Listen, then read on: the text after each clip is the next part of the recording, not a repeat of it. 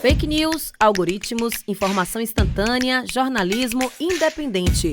Os desafios do jornalismo na era da ultraconectividade discutidos aqui, na Sala de Imprensa. Olá, está começando mais um Sala de Imprensa. Sejam todos e todas muito bem-vindos a esse programa que trata de diversos temas da comunicação. Aqui você fica muito bem informado de tudo que está se passando aí no jornalismo, nas mídias tradicionais e alternativas também. Hoje a gente vai falar de um tema que diz respeito a todo mundo. Jornalismo policial. A segurança pública não é novidade para ninguém. É uma das principais preocupações do brasileiro. Todo mundo quer saber notícias da segurança da sua cidade, do seu estado, do seu país. Mas como será que essas notícias chegam até a população? Será que elas chegam da maneira mais correta? E o que é correto em jornalismo policial? É para responder essas e outras perguntas que eu convidei uma veterana da área, Jaciara Santos, que tem mais de 40 anos de experiência, vai bater um bom papo aqui com a gente. Ela foi a primeira mulher a assumir a função de editora de polícia na Bahia e passou pelos principais jornais impressos do estado: Jornal da Bahia, Diário de Notícias, Tribuna da Bahia e Correio da Bahia. Também trabalhou na TV Aratu e nos sites A Queima-Roupa e Bahia.ba. E hoje atua nas comissões de ética e de mulheres do Sinjorba, o Sindicato de Jornalistas da Bahia. E é primeira secretária da Associação Baiana de Imprensa. Jaciara, que honra receber aqui uma mulher tão potente, com tanta experiência, para enriquecer aqui o nosso programa. Muito obrigada pela presença. Eu que agradeço. Boa tarde, Isabela. Boa tarde ao público do Sala de Imprensa. Para mim é uma honra, né, estar aqui conversando com vocês e, assim, só tem uma correçãozinha. Eu tenho mais de 40 anos de jornalismo, mas em jornalismo policial eu fiquei 10 anos, porque eu já tinha uma estrada quando eu fui para o jornalismo policial. Sim. Não, mas aí também conta muito, né? Eu queria entender o que foi que te levou para o jornalismo primeiro, né? Que até onde eu vi, era uma profissão muito masculina. Hoje a gente mudou o cenário. Hoje o jornalismo é predominantemente feminino. Mas quando você começou em 76, né, você estava me contando, era uma profissão muito masculina. O que te atraiu para o jornalismo? Eu sempre quis ser jornalista. Eu sempre brincava de ser jornalista. Na minha época era ginásio. A gente tinha jornaizinhos na escola, né, no ginásio, e eu sempre gostei de escrever. Quando chegou na época de eu definir uma profissão, minha mãe queria que eu fosse médica. E aí eu entrei naquele conflito, né? Minha mãe queria isso, porque assim, vim de uma família muito pobre, e aí assim, ter um filho, uma filha doutora, para ela era assim, né, a realização.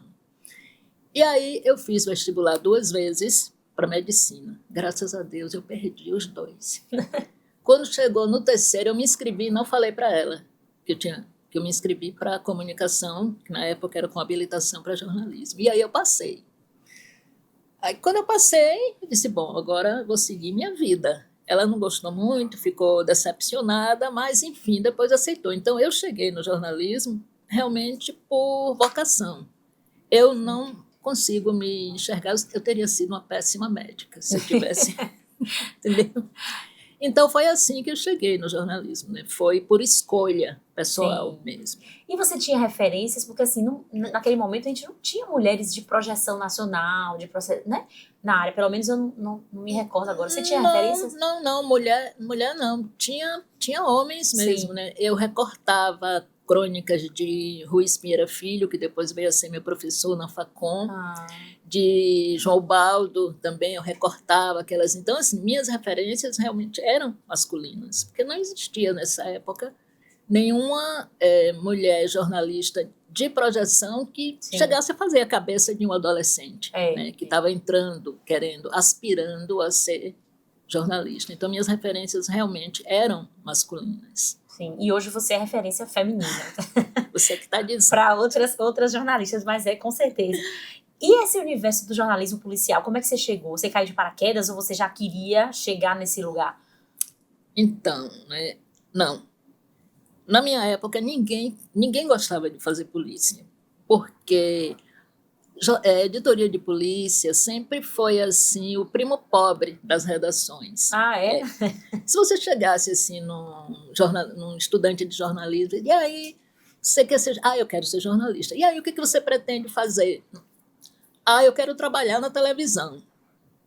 Aí depois, eu quero trabalhar fazendo matéria de cultura, entrevistando artista. Você não via ninguém dizer que queria fazer polícia.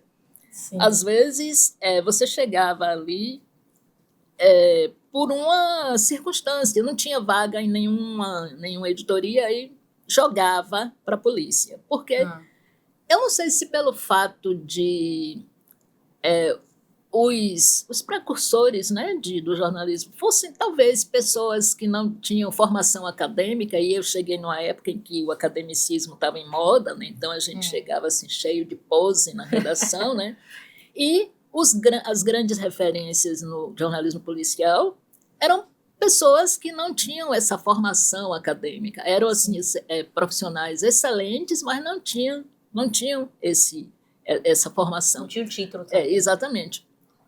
Tem algumas histórias assim até de jornalista que era office boy, e aí como ele sabia contar a história, ele foi para a editoria de polícia. A gente entrevistou recentemente na ABI um jornalista assim, que foi assim, uma referência no jornalismo policial, Cristovaldo Rodrigues, mas ele não tem vergonha de dizer isso. Ele sempre disse assim, eu não tinha nem o primário, né? Poxa. Então, eram essas. Ninguém pensava em ser jornalista, ir para a editoria de polícia. Como é que você me perguntou como é que eu cheguei na editoria? Foi em 2000, no ano 2000, eu era editora de economia da Tribuna. Mas, assim, eu não estava feliz. Primeiro que eu não gosto...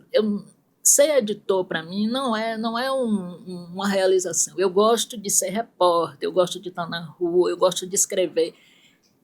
Só que quando você começa a se destacar, não sei como é hoje, aí você é promovido. E o que é você ser promovido? É você ir ser editor. Sair da rua. E realmente, para mim, isso não é prêmio. Eu acho que prêmio é você dar um salário especial, Prêmio é dinheiro na conta, dar um né? prêmio, não é isso? Então, mas não. Então, aí, quando eu comecei a ganhar mais experiência, eu fui ser chefe de reportagem, fui ser editora, e já tinha passado pelas editorias de cidade, chefia de reportagem na Tribuna, e estava editora de economia. Eu não estava feliz.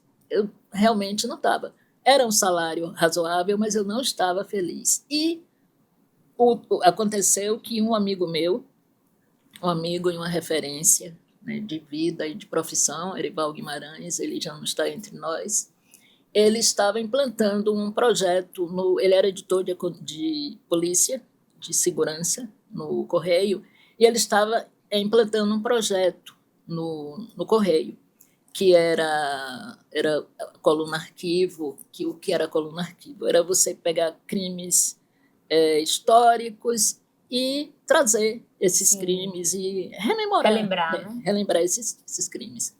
E aí ele me chamou, perguntou se eu não queria ir. Como eu estava querendo realmente sair, eu disse, quero.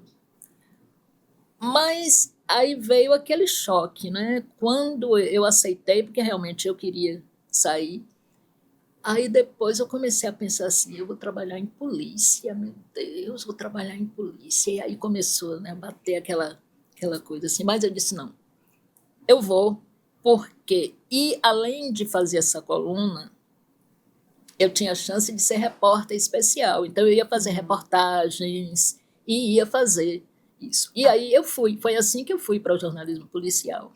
E eu digo para você, a coluna arquivo, eu até trouxe aqui um exemplar, foi um dos trabalhos assim que mais me deram, que me gratificaram fazer, porque eu não apenas resgatava, eu atualizava, eu via como era que os personagens, a família da vítima, procurava ver o autor, se estava preso, se não estava preso, e aconteceu assim eu trouxe esse daqui porque esse foi interessante. O caso? É o caso Vera Fraga. Foi uma socialite, né, que foi assassinada, foi um crime brutal. Aqui em Salvador. Em Salvador. Foi um crime brutal, foi uma empregada, era a empregada dela que se juntou com outras pessoas. Foi latrocínio, foi para matar realmente. E foi muito cruel a forma como ela foi morta. Mas aí as pessoas foram presas, foram julgadas, estavam cumprindo pena. E eu descobri isso. Só que quando eu fui entrevistar, eu fui na penitenciária, elas estavam já para ser soltas, tinham entrado com recurso, estavam para ser soltas. E a família não sabia. Aí, A família da quando a socialite. família não sabia. Da socialite ou delas? Não, família da vítima. Da vítima, sim. Exatamente. Aí eu falei, né? Quando eu fui, eu aí falei, né? Porque eu não sabia que foi um choque total, né? Foi uma revolta, foi aí o filho, né? O filho foi procurar. Eu não, realmente, depois eu não sei qual foi o desfecho, né? o desfecho disso. Mas foi uma... Ele não sabia, entendeu? Então, eu levei essa informação para ele. E aconteceu outros casos também de outras situações em que às vezes, o autor estava solto e a família da vítima não sabia. E isso, para mim, foi muito interessante, porque a gente, quando faz uma matéria, assim, a gente faz, escreve, vai embora, acabou, né? Passa para a próxima. Para depois, né? E aí isso foi diferente, porque eu atualizava, né? Foram 3 anos esse trabalho, né? Fiz assim, vários casos de repercussão. Só que aí o Correio entrou numa crise financeira e teve que demitir muita gente, e aí acabou a coluna. Foi assim, eu fiquei muito frustrada, mas, enfim. Então foi assim, eu fui para o Correio para isso, né? Para desenvolver esse projeto e para fazer reportagens especiais. Fiz várias reportagens especiais, fiz uma que... Às vezes as pessoas me perguntam assim, a matéria que você fez, a matéria mais importante que você fez foi a do grupo de extermínio. Eu digo, não foi. Eu ganhei vários prêmios. Sim. Eu estou trazendo aqui, não para mim vai descer, mas para dizer o seguinte, foi uma reportagem que teve repercussão, eu ganhei prêmio, ganhei até menção honrosa na Universidade de Colômbia, mas não é a matéria que me define, entendeu? Foi uma matéria sobre o quê? Grupos de extermínio, né? Que hoje aqui se pode... Em Salvador? Sim, aqui em Salvador. Que hoje é o meio parecido com milícias. Né? Então, hoje a gente pode dizer que pode se equiparar à milícia. E eu fiz essa matéria, entrevistei um justiceiro, né? Um matador. Dentro dessa, foi uma série, né? Foram 5 matérias.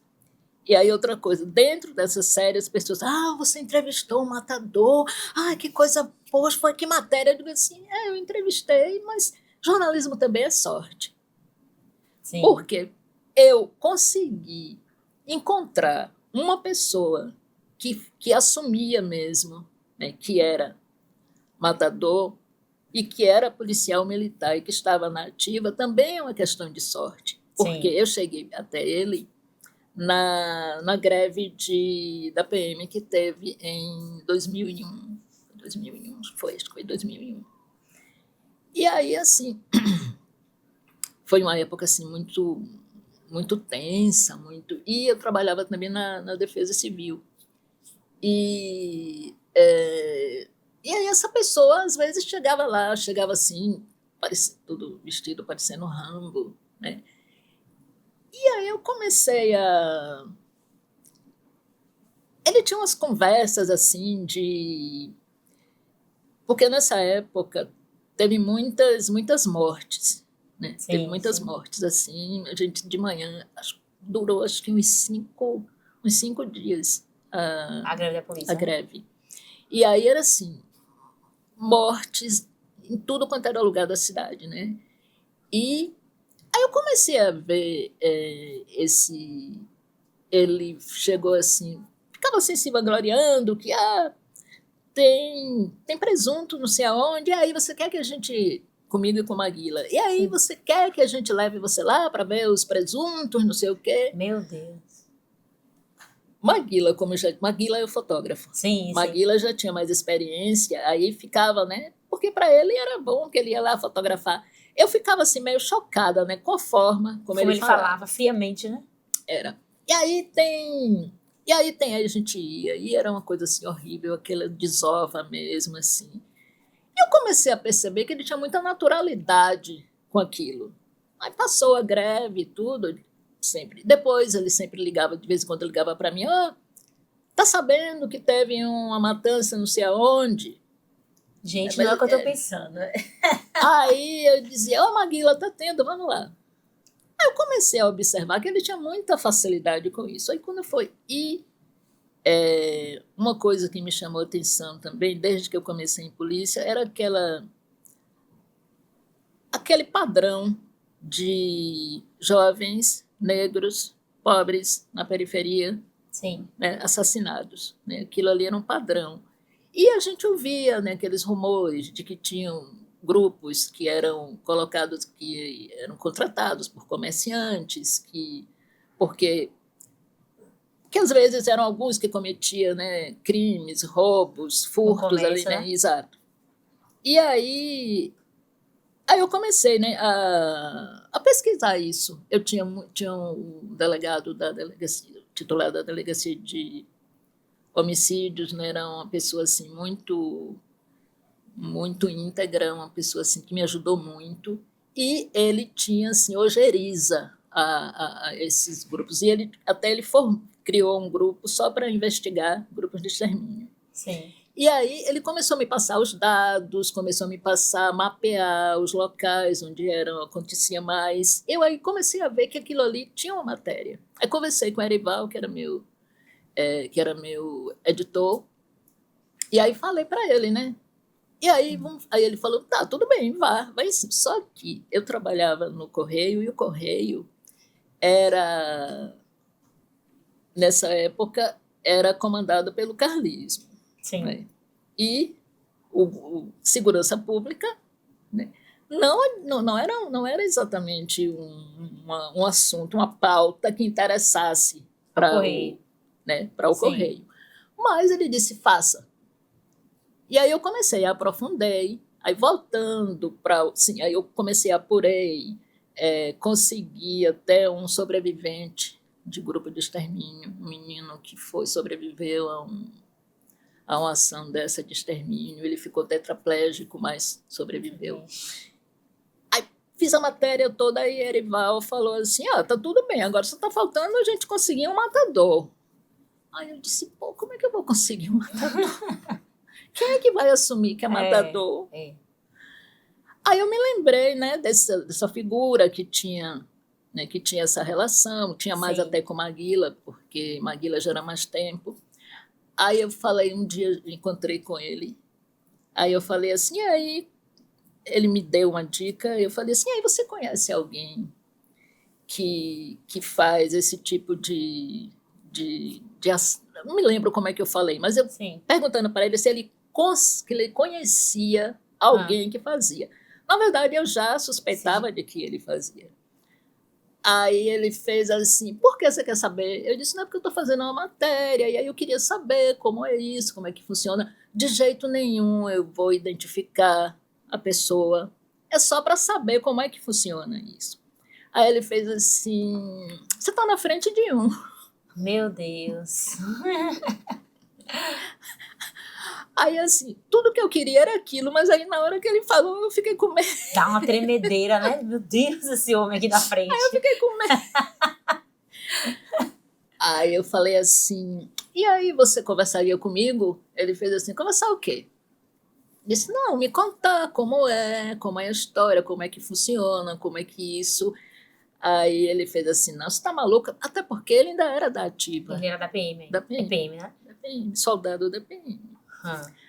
Aí ele falou assim, que nada, você tá maluca? Aí começou com aquelas coisas assim. Aí eu disse, não, deixa quieto.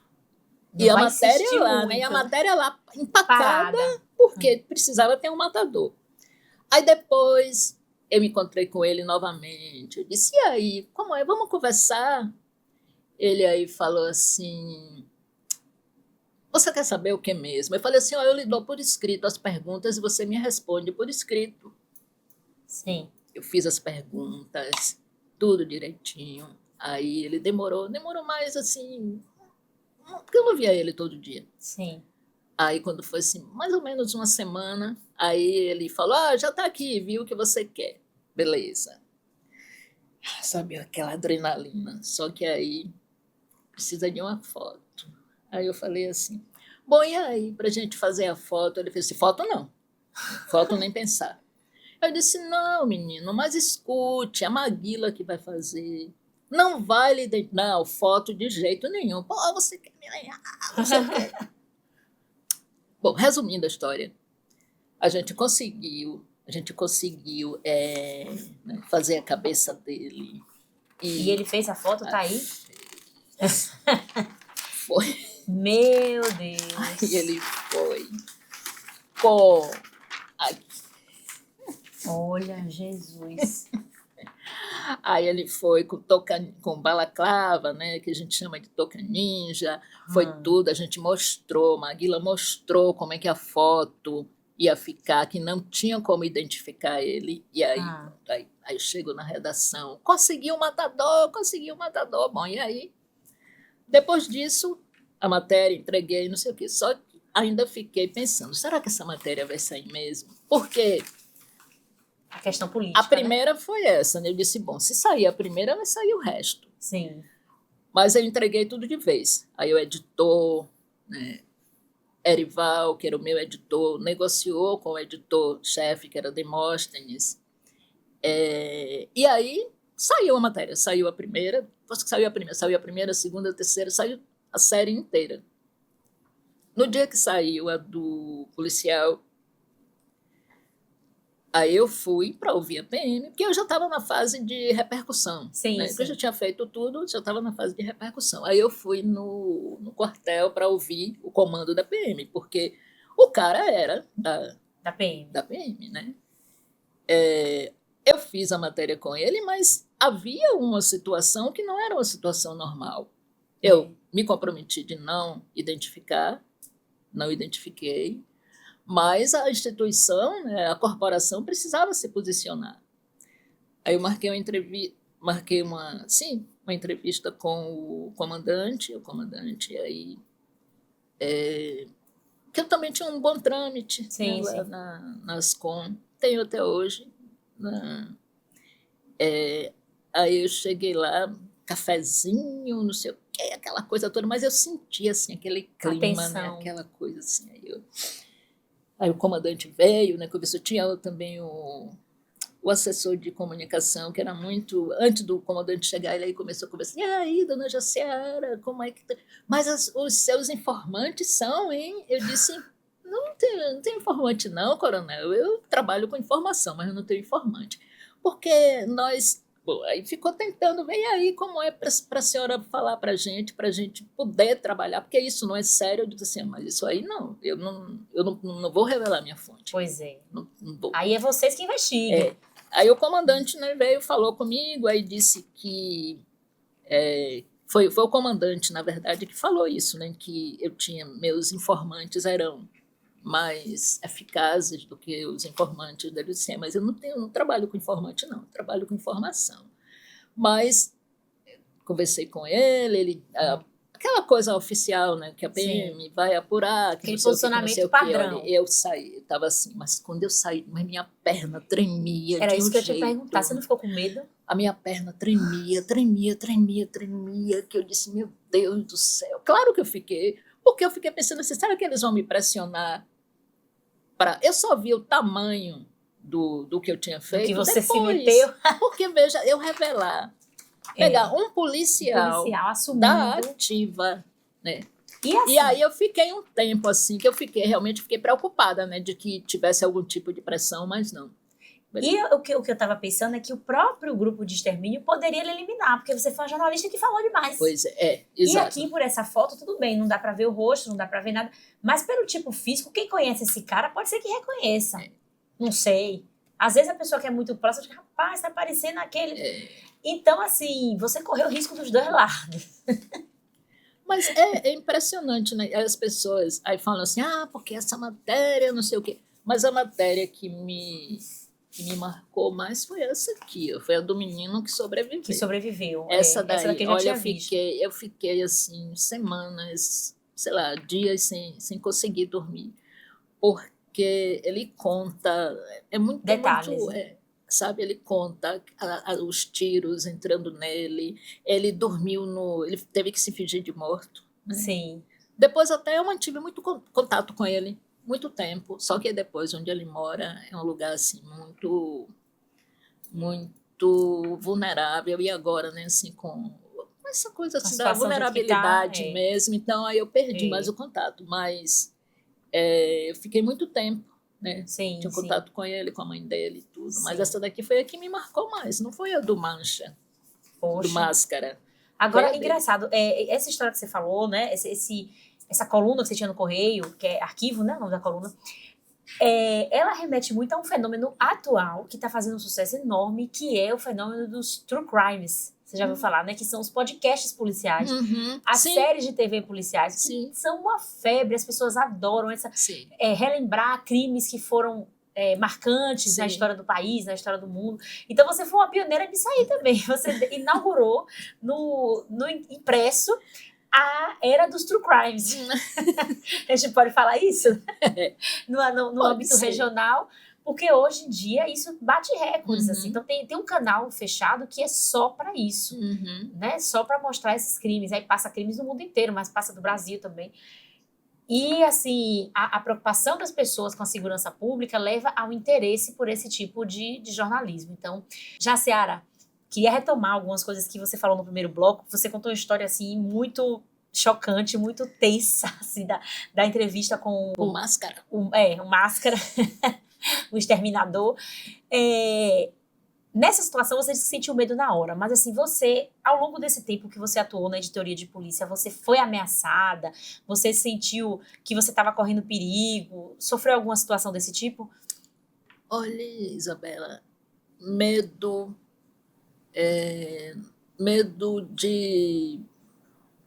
de bandido, medo de investigação. O medo que eu tive, que me marcou muito, foi um medo mais psicológico. Eu tive uma situação, foi um crime que teve muita repercussão, de um psiquiatra que matou o pai. Eu prefiro nem falar o nome. Eu lembro disso. O pai dele era professor de medicina e ele também era professor, psiquiatra. Sim, eu me lembro. Uma pessoa assim, de muita proeminente. Sim. E aquela coisa de jornalista de querer, né, de querer sair na frente, de querer se destacar. E eu fui para a apresentação dele e não sei por quê, ele realmente,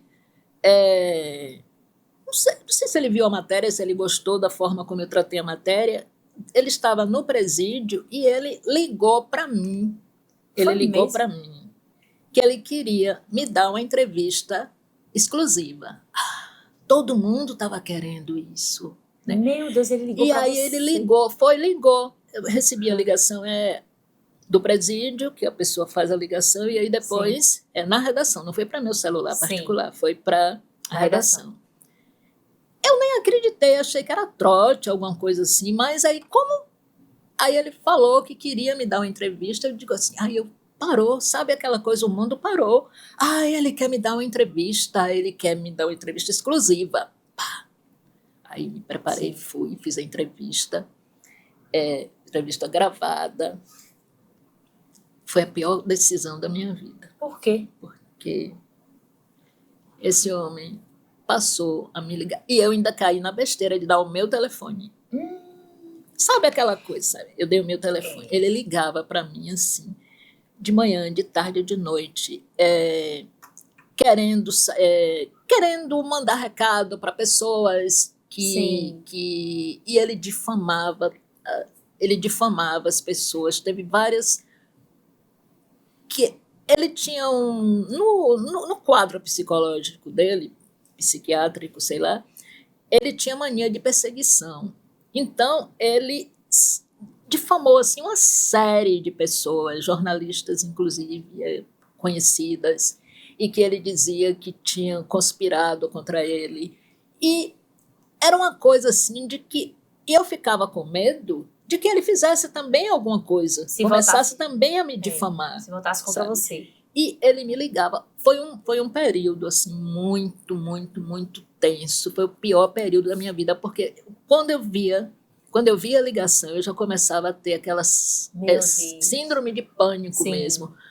Porque aí as pessoas podem dizer assim, sim, mas não era uma ameaça física, ele estava preso, ele estava confinado, mas era uma ameaça psicológica, ele me ligava. E aí ficava,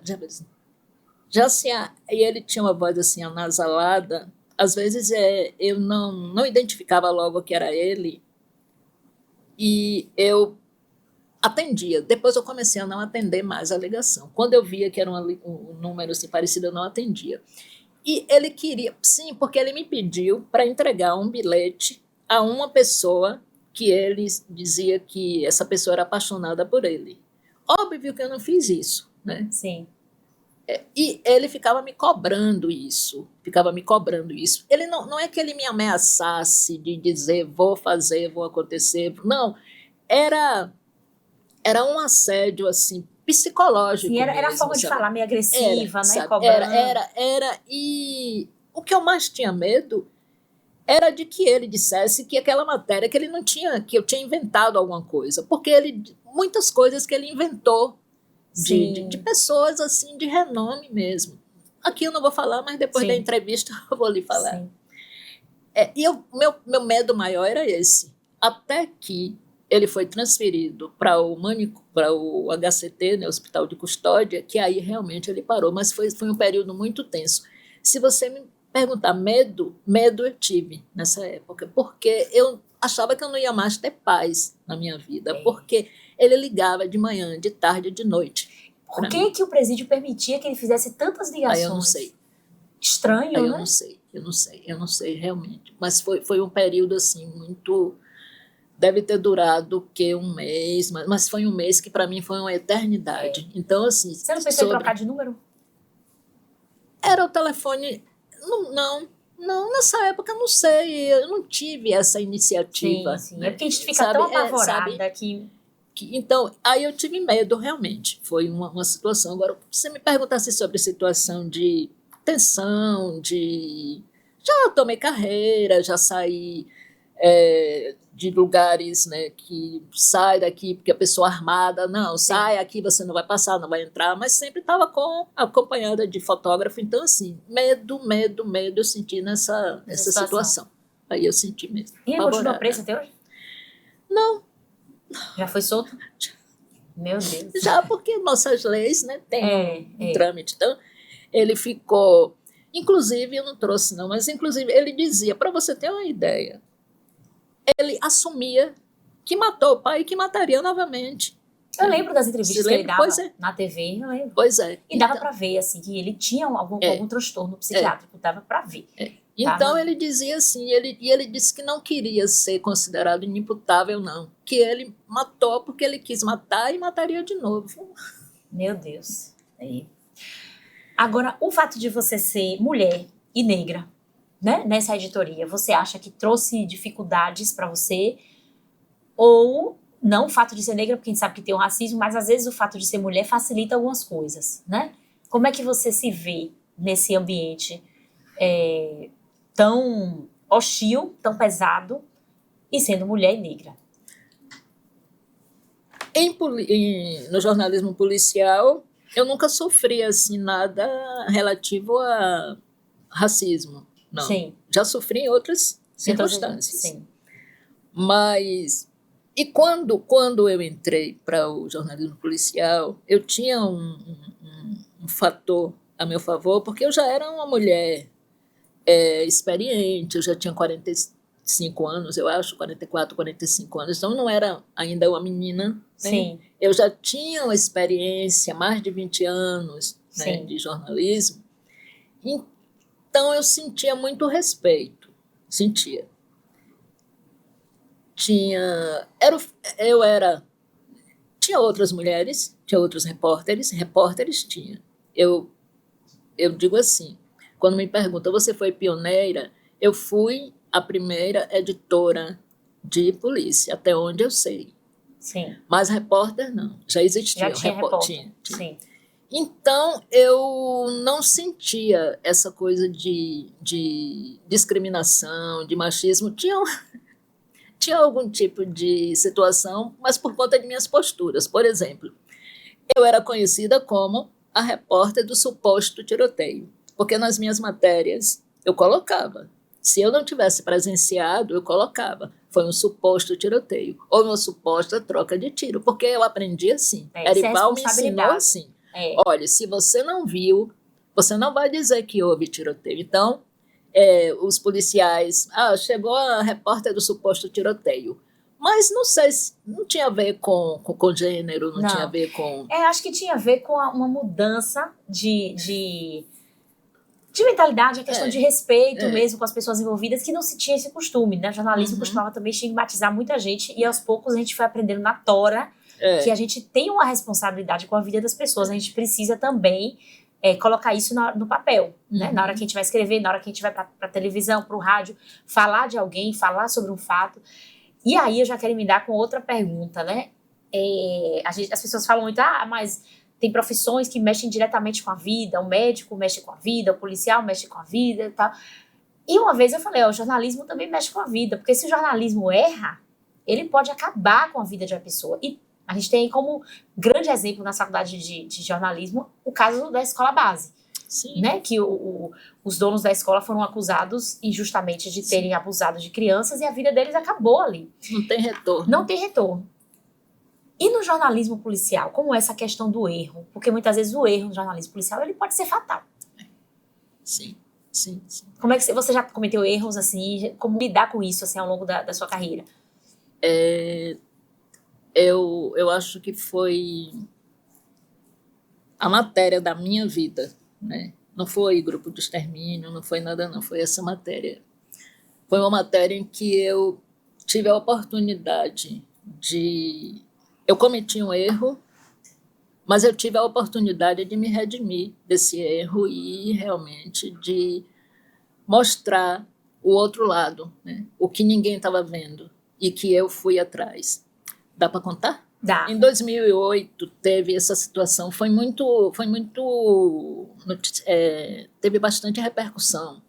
Foi um artista, um menino, né, do Le Cirque, que foi assassinado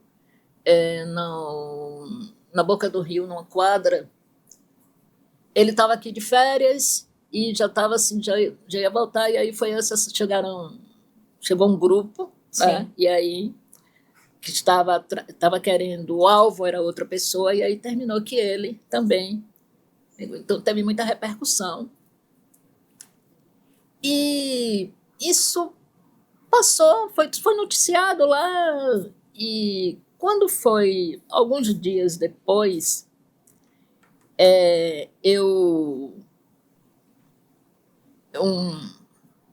um amigo meu, né,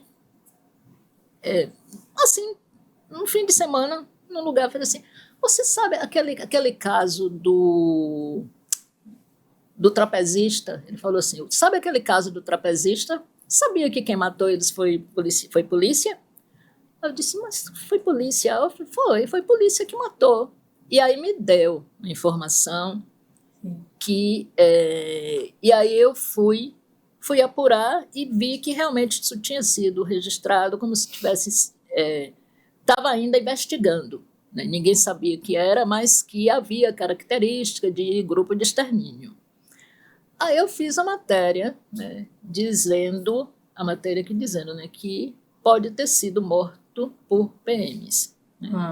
Aí conto, né, história, não sei o quê. Esse era a vítima? Esse aqui é o menino, a vítima. Aí conta a história. Quando essa matéria sai, Aí a polícia desencadeia uma operação e aí prende 4 policiais. Aqui eu não cito o nome de ninguém, até porque não, só digo que havia. Sim. E aí prende 4 policiais. Aí prende eles, a polícia apresenta eles como os autores, e tem aquele circo todo, aquela coisa. Aí fiquei assim, né? Oh, que bom, fui eu que dei a dica, fui eu que fiz isso, a polícia fez. Beleza? Maravilha. Passou, fui para minha casa com a sensação do dever cumprido. 1 mês e pouco depois, aí esse meu amigo fez assim, os PM que mataram o trapezista já estão soltos, viu? Eu disse, como assim? Estão soltos. Aí o que Jaciara faz? Era um domingo isso, era um domingo. Aí não tinha muito tempo para apurar e botei lá, né, que os policiais que tinham sido, ou os autores tinham sido soltos. Fiz minha matéria, dando furo, né, Jaciara deu furo. Aí fiz a matéria, quando foi na segunda-feira, eu estava na redação, nessa época já era lá na federação. Aí eu estou lá na redação, aí a portaria falou assim, Jaciara, tem um pessoal aí que está querendo falar com você. Aí eu disse, quem é? Eu pensei, disse que é sobre uma matéria que você fez. É a matéria dos policiais. Aí eu disse, é? Aí eu já fui assim, cheia de razão, né? Eu disse, vieram aqui para me intimidar, só pode. Eu pensei, já pensou, você chega lá e... Só pode. Vieram aqui para me intimidar. Meu Deus. Mas eu estava assim, sabe, cheia de razão. Sim. Aí fui lá no Correio, não sei se ainda tem, mas tinha uma salinha, né, que as pessoas recebiam e tudo. Aí eu fui, né, cheia de moral. Aí chega lá, estava uma advogada, os 4 policiais e a esposa de um deles. Aí eu disse, sim, eu sou Jaciara, mas é o quê mesmo? Aí eu disse, não, Aí a advogada falou assim, dona Jaciara, a gente veio aqui porque ela estava com um calhamaço assim de papel. Aí falou assim, porque eu queria conversar com a senhora, mostrar que isso aí foi um erro, que na verdade eles não são os autores, que isso foi uma armação, porque tem gente acima, né? Aí me contou a história toda. Aí eu fiquei assim, ouvindo, eu sempre assim, todo mundo é inocente, né? Aí ela fez assim, olha, eu não quero que a senhora... Eu disse, vocês querem o quê? Querem retratação? Não, eu não quero retratação. Quando ela falou, eu não quero retratação, eu já disse, eu só queria que a senhora lesse uma parte desse material, só isso, o relatório que ela fez para pedir o habeas corpus. Sim. Eu só queria isso. Aí, se a senhora achar que tem procedência, aí a gente conversa. Mas eu não vim aqui para pedir retratação, não. Aí eu disse, tá, tudo bem. Mas aí eu já fiquei, né, meio assim, balançada. Aí eu levei o material para casa. Rapaz, quando eu comecei a ler o material, mas sabe, os absurdos que tinham sido cometidos. Meu Deus. Todos tinham álibi. Todos. O crime aconteceu na boca do rio, no início da noite, ali esqueci o nome, mas na boca do rio. Um dos policiais ele fazia bico numa empresa de ônibus. Ele estava, a linha dele era plataforma, não sei o quê. A empresa deu um atestado de que ele realmente, naquele dia, naquela hora, estava trabalhando. Um outro fazia bico numa pizzaria lá no fim de linha, perto de Itapuã. Sim. A empresa também deu. O outro policial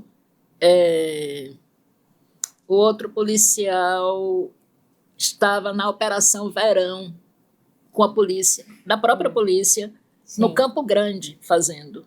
Naquela hora, naquele momento. São três policiais. Não tinha como ter sido eles. Não tinha, de jeito nenhum. Aí eu disse, agora eu vou ter que correr atrás disso.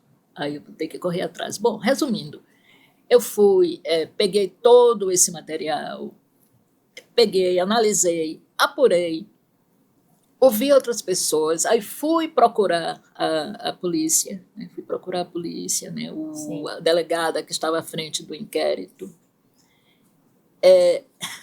Ela teve a cara de pau de me dizer assim, realmente nós nos precipitamos porque a mídia vazou a operação. Ela quis atribuir a mim você a culpa do erro que eles fizeram. Mas aí, assim, eu fiz uma matéria, eu demorei assim umas 2 a 3 semanas apurando, mas apurei tudo. E realmente, não tinha como. Eu estou falando isso, mas tinha outras coisas assim um dos policiais foi indiciado porque uma testemunha dizia que ele usava um brinco africano, não sei o quê. Ele nunca usou brinco. Isso é fácil você olhar se tem furo ou não. Na orelha, sabe?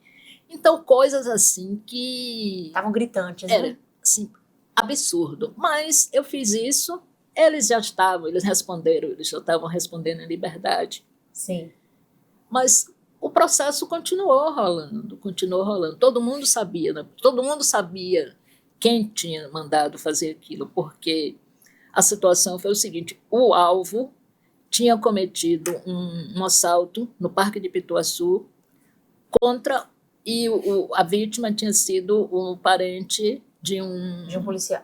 De um oficial. Sim. E esse oficial contratou policiais, eram policiais realmente, sim, mas não tinha nada a ver com aqueles. Eles pegaram, então, as buchas de canhão para poder apresentar e dar satisfação para a imprensa. E aí, assim, foi rolando.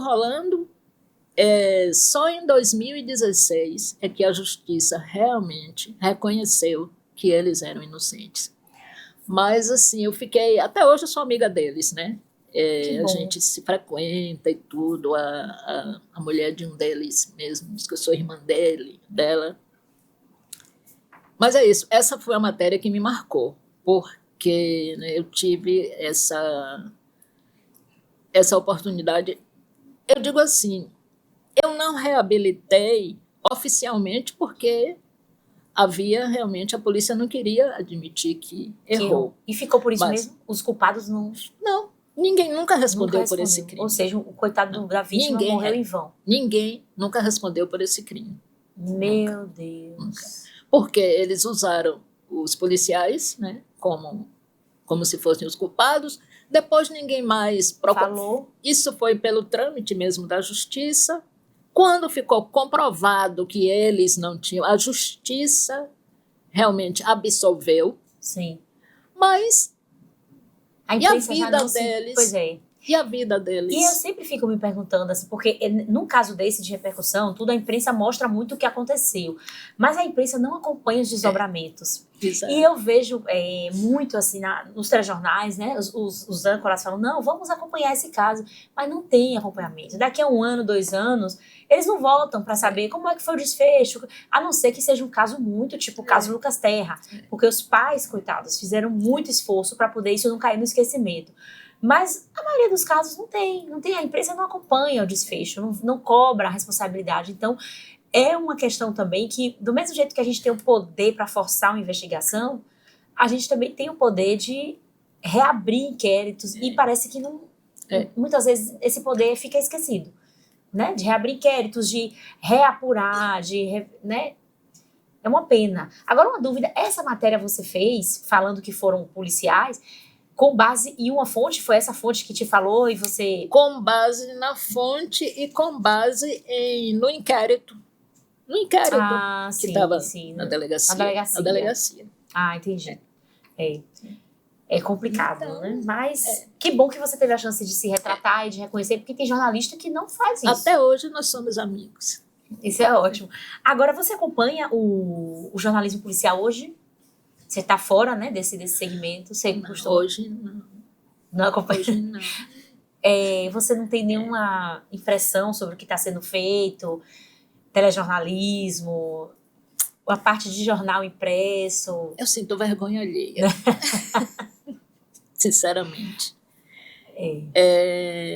eu acho que eu não quero apontar dedo, Sim. mas eu acho que não existe mais assim um interesse em aprofundar, não existe o interesse em ver o lado humano das coisas.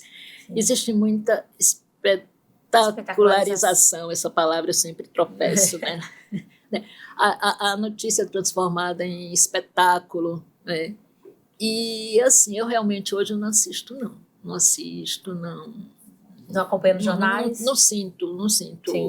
Né? Meu marido até gosta de assistir, né? Aí Sim. fica assim, eu digo assim, só tem bagaceira, só tem bagaceira. Aí eu não sinto. Isso é jornalismo policial, você acha? É policial, não é jornalismo. Porque, assim, quando a gente fala de jornalismo policial, pressupõe que tem um profissional investigando, né, do lado de cá, porque quem investiga mesmo é a polícia, mas você tem um profissional investigando, você tem um profissional correndo atrás de fontes, buscando informação, Eu tenho a impressão que isso não é mais feito hoje. O que você fez em tantas matérias, né, essa coisa mesmo do grupo de extermínio, essa matéria aqui, não vejo mais isso. Não sei se eu estou desinformada também. Isso. É isso. Aqui em Salvador que eu falo, né? No âmbito local. Eu não tenho como dizer para você, seria leviano de minha parte, Sim. porque eu não acompanho. Sim. Eu, sinceramente, não acompanho. Eu prefiro, quando eu vejo TV, normalmente eu vejo TV fechada. Às vezes eu vejo alguma coisa, né, no início da manhã, mas, por exemplo, eu não vejo jornal ao meio-dia, não consigo. Não consigo, porque eu percebo que está tudo agora igual. Antes tinha algumas, né, tinha assim, veículo tal tem uma postura, veículo A tem uma postura, veículo B. Não, agora todos têm a mesma postura, é a mesma coisa, sabe? Então, eu ver aquilo para quê? Realmente eu não sinto vontade. Então, eu não me sinto à vontade para analisar, sim, porque eu não acompanho. Então, eu acho que seria leviandade da minha parte. Sim, né? Sim. Fazer uma análise do jornalismo policial que se faz hoje. Sim. Eu me sinto à vontade para isso. Agora tivemos alguns avanços, eu acho, né? Também. Porque há pouco tempo atrás, isso não faz muitos anos, você tinha, por exemplo, fotos de menores de idade nas matérias policiais. Né? E muitas vezes tinha uma tarja no olho, que, gente, aquela tarja no olho não servia para nada. Você identificava a pessoa. Né? Você tinha, em vez de o suspeito, tinha o assaltante, o assassino. Né? Você tinha uma forma de se reportar aos envolvidos naquele caso, que era muitas vezes desrespeitosa, principalmente quando não se tinha uma investigação concluída, né, para dizer quem foi mesmo responsável. E eu percebo isso também com as mulheres, né, os casos de violência doméstica, de feminicídio, por exemplo, eles eram retratados de uma forma muito preconceituosa. E hoje eu vejo que há uma pressão da sociedade maior para que os jornalistas reposicionem não, para que eles revejam, né, essa postura, a forma como eles falam. Inclusive, vocês fizeram, a ABI fez um protocolo, um workshop, né, de protocolo de feminicídio para os jornalistas semana passada, abordando essa questão do tratamento que se dá na notícia, né, da abordagem que se faz, para que seja respeitosa com a vítima, porque muitas vezes a vítima ela é revitimizada. Então, eu acho que com isso a gente teve alguns avanços, mas, por outro lado... Eu acho que precisa avançar muito. Avançar muito na questão dos direitos humanos, né? Essa coisa precisa avançar muito. E eu sempre penso assim, que o jornalismo policial, ele dá a chance para você fazer contato com a natureza humana. Né? Sim. E exatamente por isso você tem que exercitar empatia, respeito, não só respeito com a vítima, se sobrevive, com a família da vítima, mas com o suspeito também. Sim. Uma coisa que eu sempre, para mim era assim, aquela rotina. Quando eu chegava na delegacia, eu olhava o boletim, o BO, se desse tempo de falar antes com o delegado, falava, e depois eu ia falar com o suspeito. E aí eu perguntava sempre, você está aqui por quê? Já tive algumas situações assim,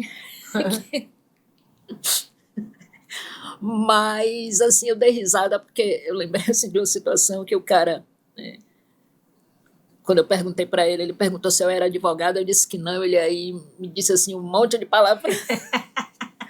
Mas, assim, eu sempre fazia assim, porque ele tem direito De dar a versão de dele. dizer, sabe? É. Ele pode dizer que é mentira, ele pode dizer que aquilo é injusto, mas ele tem o direito. E eu vejo que no tempo, né, no período que eu passei em televisão, por exemplo, né, eu via muito aquilo assim de o vagabundo. Se bem que até hoje tem colega que fala assim, é o vagabundo, não sei o quê. Aí, semana passada mesmo, eu repreendi um colega que ele falou assim, mas não sei o que, o vagabundo. Eu disse, ei, por que você está falando assim? Você conhece a história só porque você está vendo aqui, sabe? Então, colegas da gente ainda hoje falam isso, né? Então, eu acho que o jornalismo policial, ele dá essa oportunidade, né, de você respeitar, porque ali você está tratando com vidas, né? E outra coisa que eu descobri no jornalismo policial é que qualquer pessoa é capaz de cometer um crime. Qualquer pessoa, eu, você, ele, qualquer uma. Depende da circunstância. Óbvio que a gente tem os freios, a gente tem, né, toda essa questão moral e tudo, mas ninguém pode dizer não vou, não faço. Não, todo mundo é capaz. Óbvio que a gente tem que ter o cuidado para não se deixar levar, mas ninguém é isento. Ninguém está livre. Sabe? Ninguém está livre de cometer um crime. Agora, deixa eu te falar, minha mãe era delegada, hoje ela está aposentada, e ela dizia a mesma coisa. Qualquer pessoa pode matar outra pessoa. Pode. Num momento de raiva, de fúria, sem pensar, Ela disse que já prendeu pessoas que eram pessoas muito boas, pacatas e assim, consideradas, né, no seu meio, e que cometeram crime. Então, a gente precisa entender também que esses crimes não estão tão distantes, não estão no nível da monstruosidade. Exatamente. São pessoas comuns que cometem isso. Exatamente. Já se eu amei nessa conversa. Deixa eu te falar, saiu totalmente do script aqui. Mas eu amei. Eu amei. Eu queria ter um podcast daqueles de 3 horas pra gente conversar aqui e você trazer mais casos. Fica a dica aí pro nosso diretor. Um podcast de 3 horas. Obrigada pela sua presença. E assim, espero que a gente possa ter outros encontros para você trazer mais experiências aqui, que a gente possa conversar. E eu tenho certeza que para quem está nos assistindo, foi muito rico isso aqui que você trouxe, esses casos, né, as histórias que você vivenciou.